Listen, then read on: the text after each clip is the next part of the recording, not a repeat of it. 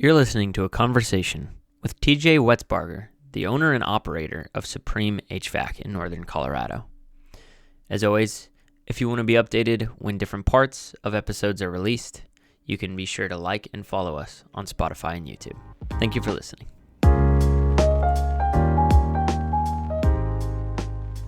So let's start with, I guess, what do you see trending more nowadays? What are you putting in homes and maybe even what did your company focus on?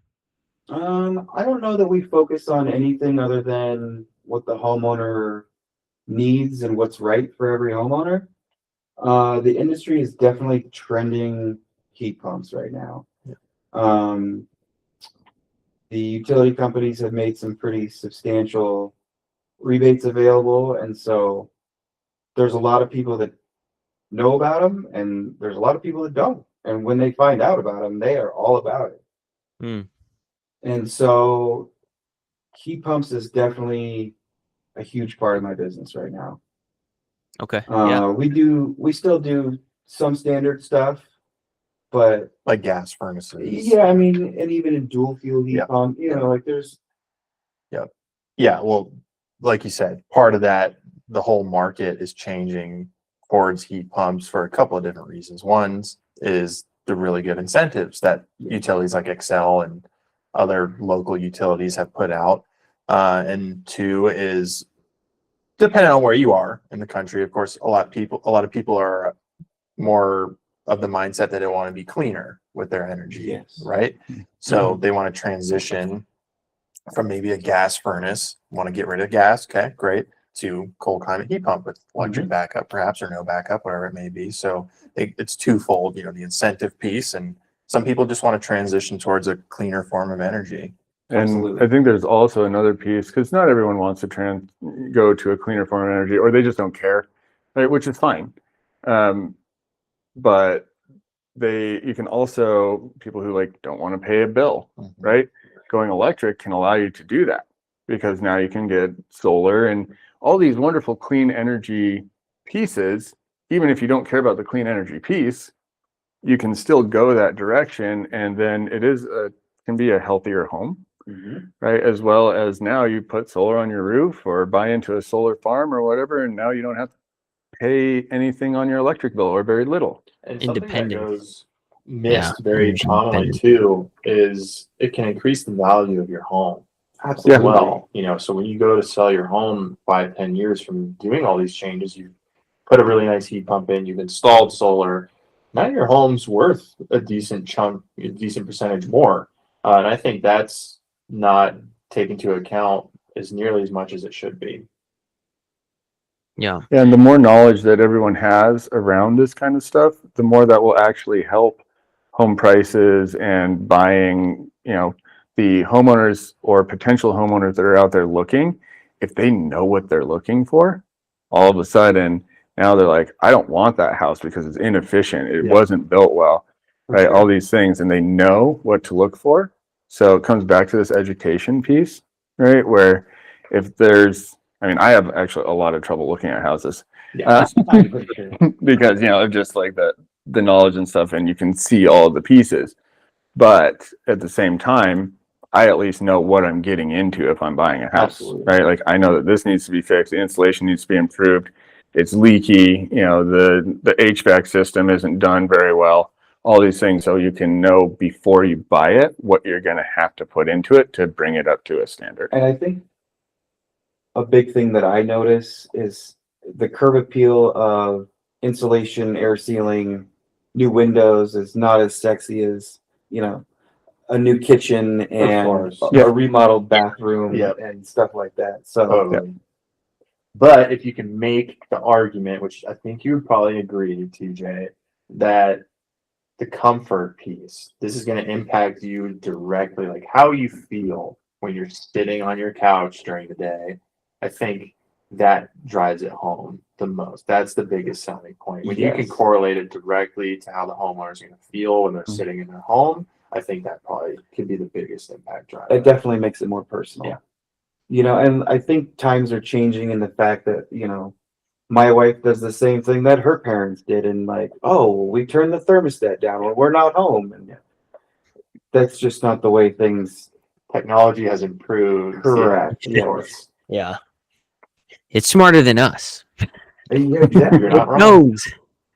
Yeah, that's good. What kind of programs, and you don't have to be super specific or anything, but what kind of programs does your company work with, TJ?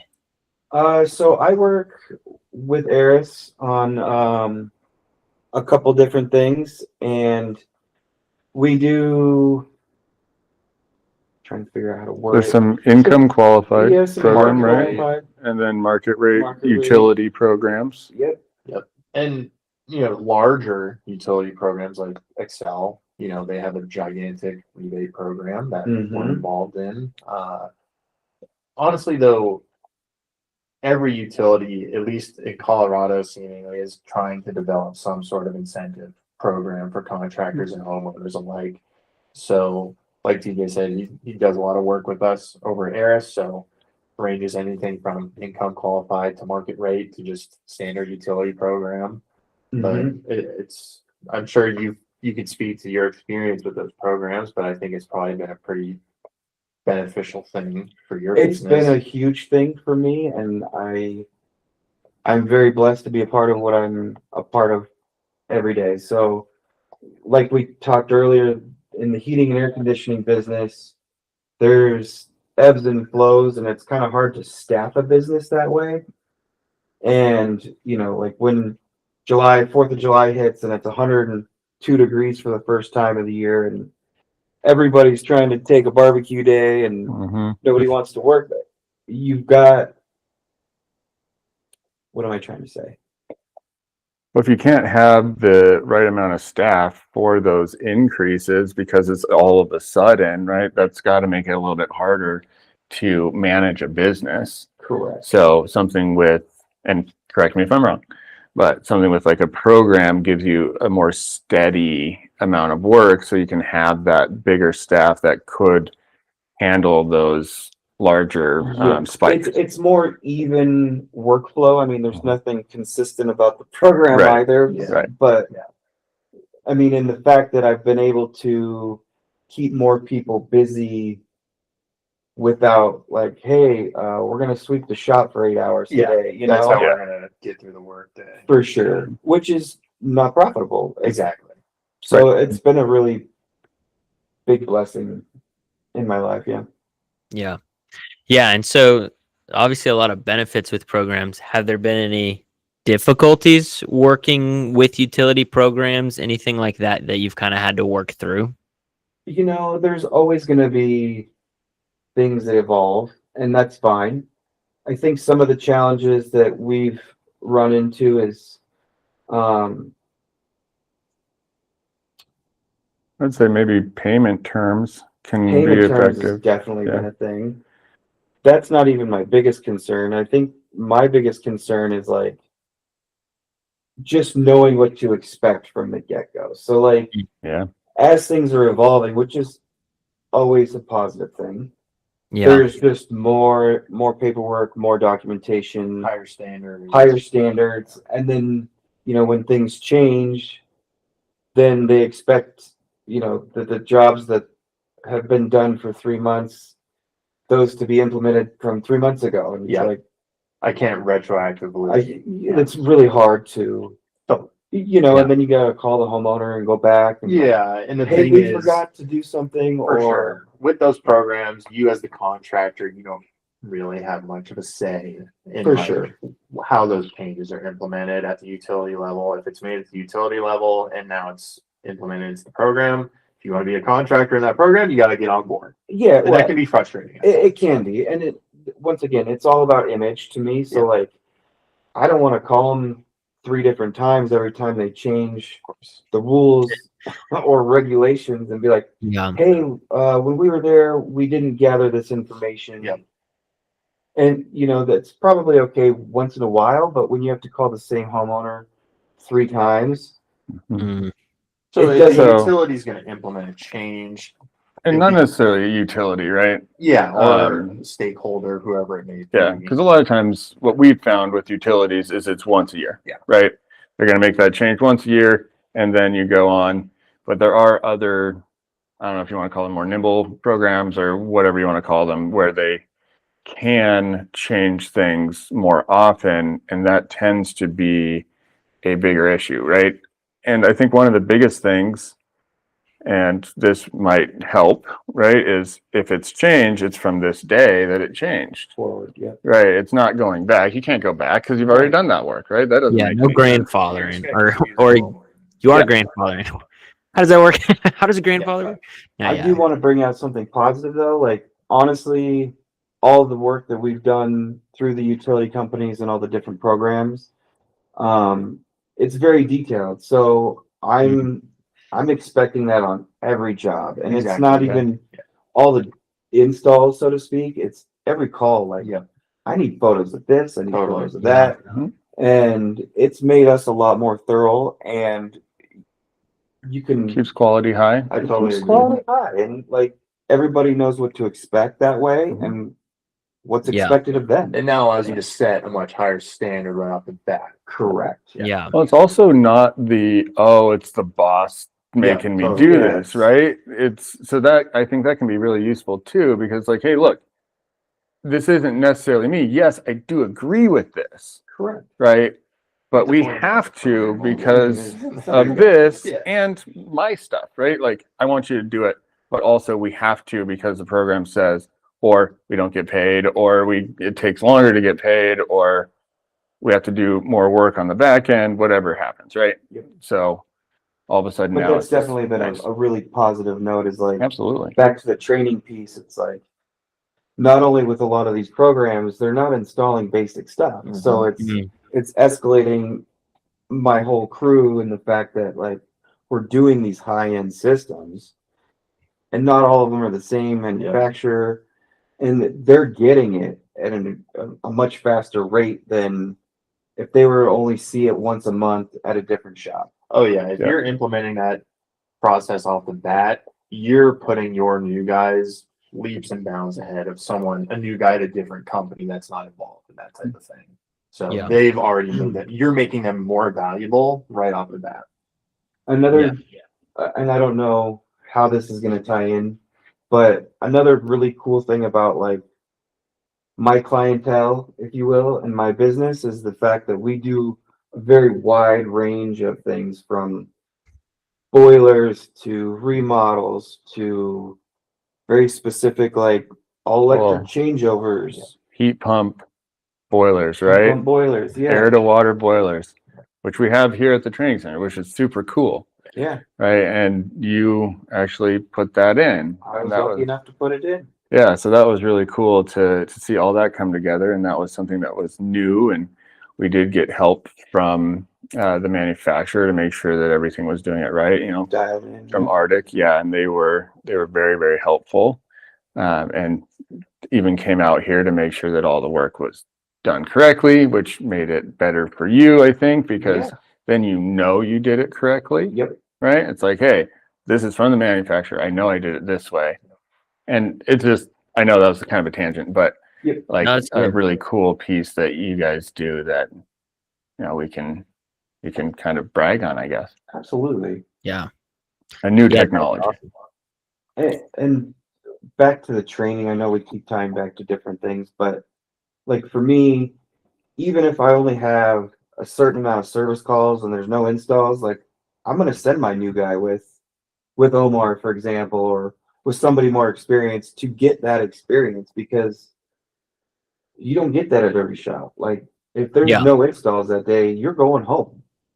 Like you get pigeon at other certain places that I've worked, like, and most shops are like that, where they segregate departments. Yeah. And I like to cross train. Like Mhm. you might not be talking to the homeowner much, but I need you to go and get the feel for the flow of how all this works and what's expected of you when I hand you the keys to a van, Yep. Yeah. Yeah, they have That's to be able to run on their own, and the best way to do that is to practice it with someone who already knows how to do it, who's been trained properly. And Yeah, obviously they need training prior, right? sure. To start that with the right foot forward. But it makes them more comfortable too, whether it's like, Yeah. this is my first service call on my own. I've never even ran a service call before, like that stuff happens too. Yep. Mhm. And so Yeah. if he's been doing it for 2 years under somebody else as a shadow, then it's just second nature. When you see he's ready, he's ready. Yeah, that's good. So there's two more threads I want to pull on before we come to a wrap. One is going to be the thing that you talked about, Parker, just now with new technology. So we'll pull on that in a second. So keep that in your head. But the other thing being, TJ, you've done a lot of work in manufactured homes, mobile homes. Yes. And I think that that's not necessarily the most common. I think I've heard, yeah, I don't want to work in those, from HVAC contractors. Why would I don't want to do anything in those. So talk a little bit about installing in manufactured homes, maybe some of the difficulties, but also why do you do work in those areas and what have you been able to put into those homes to make them better? It sounds crazy sometimes when I say it, but we do a lot of communicating cold climate heat pumps in mobile homes. And sometimes it can be a challenge. I would say with the construction of the home and the upkeep of the home, Maybe the existing electrical too. existing electrical, Mhm.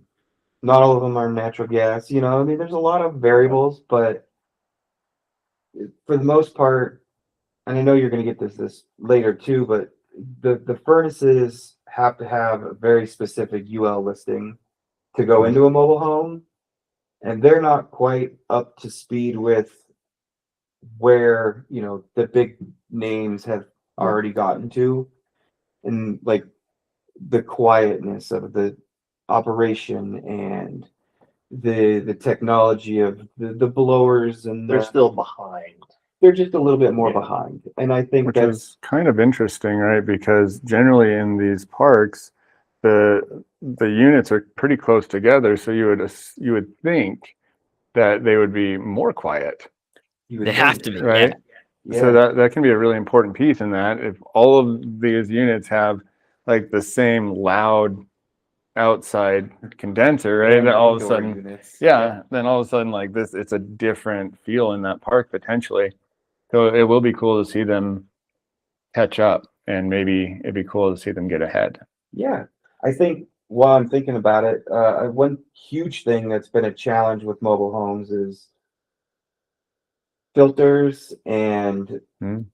options with that, because for us, when we do a system, I'm putting a foreign filter in every time. It's the right thing for the customer, it's the right thing for the system. Yeah.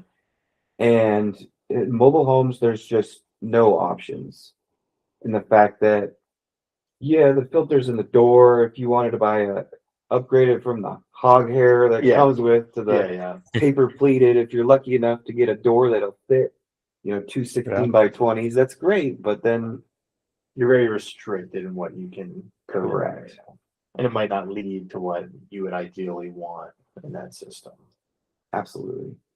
Yeah. But you've had some success with heat pumps too, through some of these programs in mobile homes. Yeah, I mean, Did you run into any specific challenges that we might have not already touched on with those? Obviously, existing electricals a consideration. yeah, we did do Or one. benefits too. Yeah, Benefits of absolutely. those too. Yeah. Yeah, I mean, once again, I think most of these mobile home units that are getting the heat pumps are more program based. So when you tell them what they're getting, they don't understand. Half of them haven't heard of it. So it's a huge educational piece. But then it kind of spurs that like natural, like, oh, well, I saw a truck in front of your house for a day or two. Like, what'd you get? Totally. That looks pretty nice. Totally. Yeah. Then it gets Now we have everybody AC. talking, and it's And that's another big thing because a lot of these manufactured homes don't have cooling. So Absolutely. now all of a sudden, wow, you've changed their comfortability level considerably. But Mhm. I imagine the existing duct design is probably pretty tricky too at times. yeah, the deck design on those is definitely a challenge. Yeah. And not only from the design, but upkeep and something that's pretty common is we like to seal the ducts when we do a system, and you can't always get to them in the mobile home. They're inside the belly, or you have to take the whole, You don't want to ruin the existing installation that may especially if be it's, through the program and they've just Yeah. recently. Yeah. That's where that insulated the order of skirt. retrofits come in, right? Yes. Like, probably should have gotten the HVAC guy in there first to do duct modifications, then we can insulate, then you can finish installing the system, something along those lines. Yes. Hmm. Other challenges that I've ran into, back to the quality of the home to begin with. You would think that manufactured home is being made inside a factory. Everything's going to be perfect, and it's not that way. Yeah. Things change. You have to hook up to the sewer line that's there, and things shift a Yep. little bit in transportation, stuff like that. I mean, I've run into all kinds of stuff where you go to tie in a drain line for a new furnace, and you go to open it up, and pretty soon you're swimming. Yep. Yeah. And the supports are falling down, and there wasn't supports to begin with. I mean, And who knows what you're gonna find down there in Exactly. a manufactured home, pest wise, could be some safety implications there for sure. yeah, sometimes it could be a confined space. It becomes a storage unit for a lot of people. Yep. But all in all, I would say, I hope you agree, TJ, that the installs we've done in these manufactured homes, for the most part, a lot of success stories. A lot, yes. And you don't get them as much because you don't run the program, but we get a lot of customer testimony to Eris and as the program runner from Supreme, like, hey, great company to work with. They great. changed my life from a comfort perspective. I didn't know this was possible in my type of house. So, like I said, a lot of success stories out there. So if you're a contractor listening to this who's always shied away from the manufactured housing stock, take a second thought about it, because the work is doable.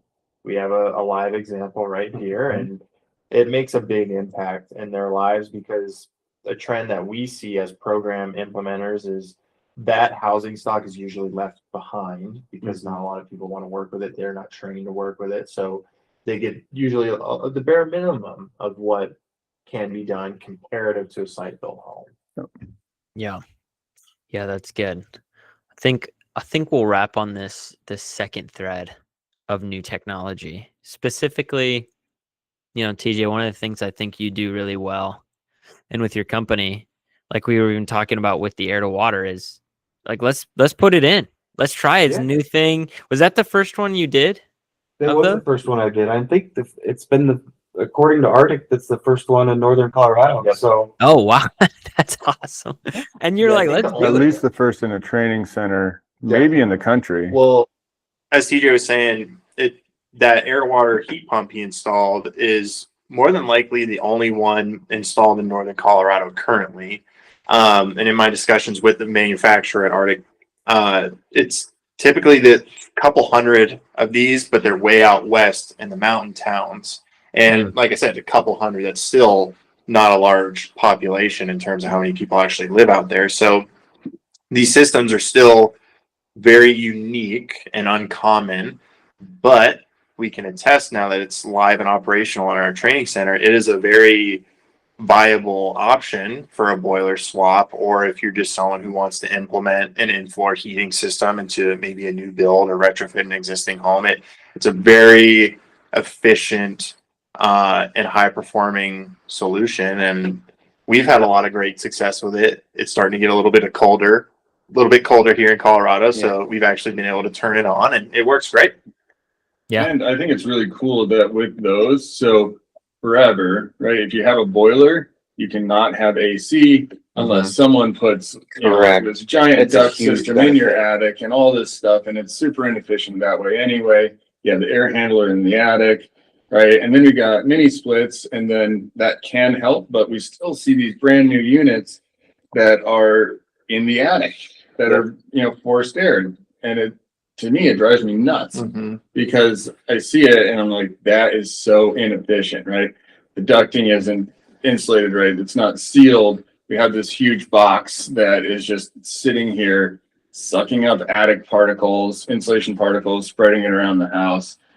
The mini splits, I think, are a little bit better in that respect, right? 'Cause it's Agreed. individual, but now you can replace your boiler with this and And add cooling you get cooling, or you can get cooling, right? You Yeah. don't have to, but and hot water. yeah. It's Yeah, side so on it can hot be water kind of too. this whole piece in one, where before you had to do multiple system types. Yeah, like what other system can you get? Heating, cooling, hot water, all of that. I mean, it definitely comes with a price tag Of as course. well, but at the same time, But does it? What if you had to do the heat yeah. pump, What if everything in the all house three was of 20 those. years old? And right? Exactly. And you have to do all three. So now, is that price tag actually that big? I think from a retro standpoint, it's going to get better as technology progresses too. But like after speaking with the manufacturer, I was looking at doing it in a couple other jobs, and the existing piping arrangements is pretty critical in setting everything up right. You know, like you lose temperature depending on the way it's piped, so it's not a great solution for every home. So maybe right now, as it stands, it's easier for new construction. Correct. Okay. When you can control the variables or Yes. have access to change them as Mhm. needed. Or Yeah. maybe in an unfinished basement. Yeah. Correct. Right, Yeah. something like that. Yep. Yeah. That's good. That's what I kind of wanted to get at. Working towards the close is like the vetting process, because there's a lot of contractors that if it's new, it's not good at all. Like, let's just not do it, because it's a new thing. I don't know how it works, so let's not do it at all. But you're always down to like try a new thing. They're still that ideology of it's new, it's bad comes from a place of I don't want to screw people over. And so I think the heart behind it's usually good, I would hope for a lot of people. So how do you decide like this is a new thing and you pick up like heat pumps? Let's try a heat pump in a mobile home. A lot of people wouldn't even try that. How do you vet that and decide like this new technology? Let's take it and run with it because this is awesome and this is helping people. Or the flip side of like, no, there's some limitations on this. How do you vet that? I think and a lot of things that one of my like main thoughts always is like, you're going to have to evolve or you're going to die. Like your business is never going to do well because different people need different things and different solutions are going to be better for other homes.